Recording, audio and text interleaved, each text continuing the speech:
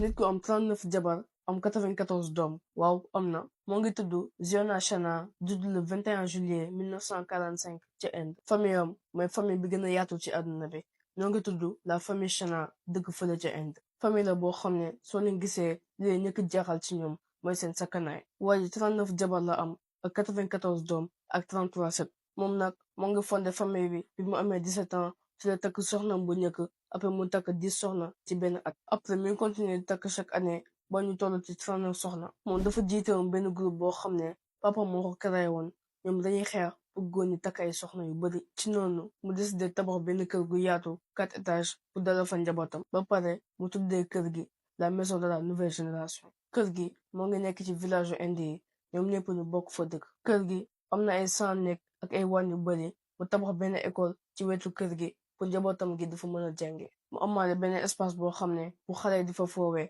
ay touristes yu bari dañuy dem foofu di visiter ci kër gi ak famille bi. jabaram yi nag duñu mës a dund ci jàmm ak salaam duñu coow duñu wujjee. waa ji moom chaque jour 7 ba 8 soxna mi ñoo koy toppatoo di dox ci li mu bëgg. seeni at toll na ci 39 ans jàpp 70 ans. ñoom seen kër gi nag dañ ko organiser ndax waa ji soxna mi ñooy togg doom yu jigéen ñi ñooy nettoyer kër gi. ñu góor ñi ñooy gérer wàllum élevage bi mbay mi atelier menuisier bi ak yeneen liggéey yi. gérer njaboot gu toll nii nee na musul yomb ci moom mais lu ko dimbali woon mooy moom borom alal la woon. ndax pour benn reer ñoom dañuy togg 30 ginaar pour ñëpp mën a lekk normal.